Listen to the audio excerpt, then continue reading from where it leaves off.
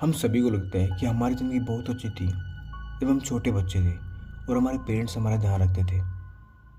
लेकिन हर किसी की लाइफ इतनी आसान नहीं होती। कैसा हो जब एक बच्चा अपने माँ बाप की मार की वजह से एक सीरियल किलर बन जाए। आज हम जिस कहानी के बारे में बात कर रहे हैं, इस कहानी में एक मासूम बच्चा अपने माँ बाप की मार की वजह से मेंटली डिस्टर्ब हो जाता है और उसे हर औरत में अपनी माँ नज़र आती है। उसे लगता है कि ये औरत भी अपने बच्चों को ऐसी टॉर्चर करती होगी और वो लड़कियों को मारना शुरू कर देता है। कहानी की शुरुआत में हम एक लड़की को जख्मी हालत में जंगल में भागते हुए पाते हैं। उसकी हालत से लग रहा है कि जैसे कोई उसका पीछा कर रहा है और उसे मारना चाहता है। तभी एक आदमी को दिखाया जाता है जो खंजर लेके उसके पीछे लगा हुआ है और एक जगह पे उसे गला काट के उसे मार देता है। फिर कहानी में दूसरे सीन में एक लड़की को दिखाया जाता है जो सोशल मीडिया पर किसी लड़के से बात कर रही थी और दोनों मिलने की बात करते हैं। वो दोनों एक बार में मिलते हैं और तीसरा आदमी उन्हें दूर से घूर के देख रहा था। फिर हमें वही लड़की एक बेड पर बंधी हुई मिलती है और किलर का फेस रिवील होता है। इस बात से एक बात साफ हो जाती है कि वो लड़की जिस लड़के से मिलने गई थी वो किलर नहीं है।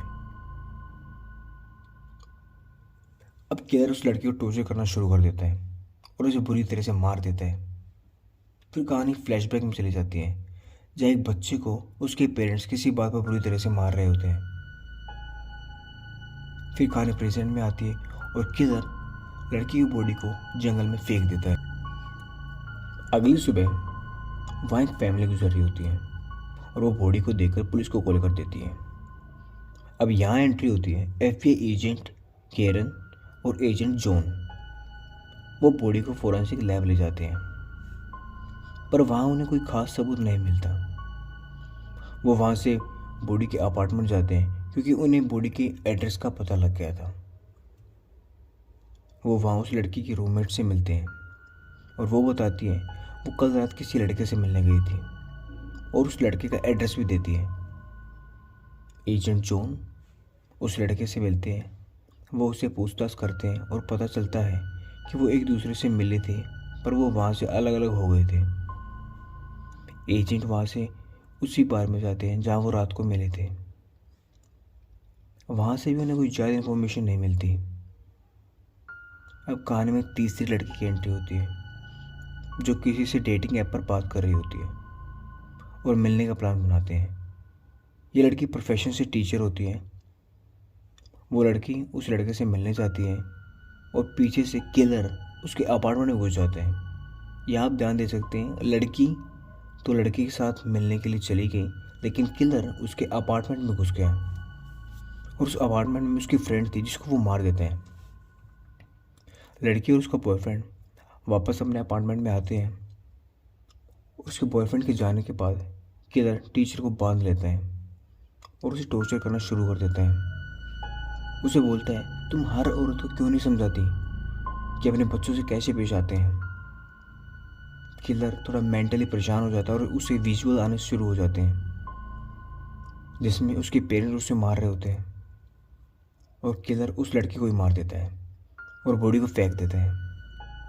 एजेंट जॉन और एजेंट केरन उस बॉडी के पास जाते हैं और वहाँ एक और सेम तरह की मरी हुई बॉडी को देखकर परेशान हो जाते हैं। एजेंट वहाँ से अपार्टमेंट जाते हैं।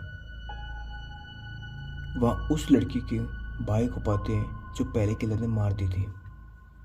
अपार्टमेंट में घुसकर उनको अब लगता है कि किलर बहुत सारे नहीं है, सिर्फ एक ही है। वो वहाँ से उस लड़के के पास जाते हैं जो टीचर से मिला था। वहाँ से पता लगता है कि वेट्रेस ने उन्हें बताया था कि कोई उन्हें दूर से घूर रहा है। वेट्रेस सेम यही बात बताती है। वो सब मिलकर एक स्टिंग ऑपरेशन करने की कोशिश करते हैं जिसमें एजेंट केरन बार में किलर को ढूंढने की कोशिश करती है पर कुछ खास नहीं मिलता। कुछ लोगों से मिलने के बाद एजेंट केरन वहाँ से अपने घर चली जाती है मगर किलर विंडो से घुसकर केरन का डॉग उठा ले जाता है। केरन जॉन को सारी बात बताती है लेकिन कोई सबूत नहीं मिल पाता। अगले दिन किलर एक जॉगिंग करती हुई लड़की को उसकी गाड़ी से किडनैप कर लेता है और उसे भी मार देता है और जंगल में फेंक देता है। एजेंट उस बॉडी को देखकर बहुत परेशान हो जाते हैं। कहीं ना कहीं उन्हें इन सब में पुलिस डिपार्टमेंट की बेइज्जती नज़र आती है। कुछ दिन बाद किलर एक लेडी को किडनैप करता है उसी के बेटे के सामने, लेकिन वो गाड़ी का नंबर नोट कर लेते हैं और पुलिस को इन्फॉर्म कर देते हैं, जिससे पुलिस को किलर का एड्रेस मिल जाता है। पुलिस फोर्स वहाँ जाती है मगर वहाँ किलर नहीं होता, पर डेड बॉडीज़ के पार्ट्स मिलते हैं जो काफ़ी डिस्टर्बिंग थे। वहीं पर किरण की डॉग की डेड बॉडी मिलती है। कुछ पुलिस ऑफिसर वहीं रुककर किलर का वेट करते हैं और एजेंट जॉन और एजेंट किरण अपने अपने घर चले जाते हैं। लेकिन एजेंट किरण के घर में वही लड़की बंधी हुई मिलती है और किलर और एजेंट के बीच में हाथापाई हो जाती है, मगर किलर एजेंट को मार देता है। अगले दिन जब किलर वापस घर आता है तो पुलिस उसे अरेस्ट कर लेती है, मगर एजेंट जॉन एजेंट किरण की मौत से बहुत परेशान हो जाता है। किलर से पूछताछ के दौरान जॉन को गुस्सा आ जाता है और किलर को मारने लगते हैं, लेकिन ह्यूमन राइट्स वाले उसे रोक देते हैं। अगले दिन किलर के पास उसी बच्चे को लेकर आते हैं जिसकी मोम को उसने किडनैप किया था। वो लेडी की इन्फॉर्मेशन पुलिस को दे देता है और वो लेडी बच जाती है। किलर को कोर्ट ले जाया जाता है। वहाँ अदालत उसे मेंटली डिस्टर्ब करार देकर उसे करेक्शन होम भेज देते हैं। इस जजमेंट से कोई भी खुश नहीं होता। हर किसी को लगता है कि किलर ने बहुत बड़े बड़े क्राइम किए हैं और उसको करेक्शन होम भेजना कोई जजमेंट नहीं है। किलर को डेथ पेनल्टी मिलनी चाहिए, लेकिन ऐसा नहीं होता। पोस्ट क्रेडिट सीन में किलर को कोर्ट में ले जाया जाता है और उसे आज़ाद कर दिया जाता है, लेकिन किलर के अंदर ही अंदर खुशी हो रही थी जैसे उसके अंदर का शैतान अभी भी बाकी है और वो बाहर निकलकर फिर से वही काम करने वाला है।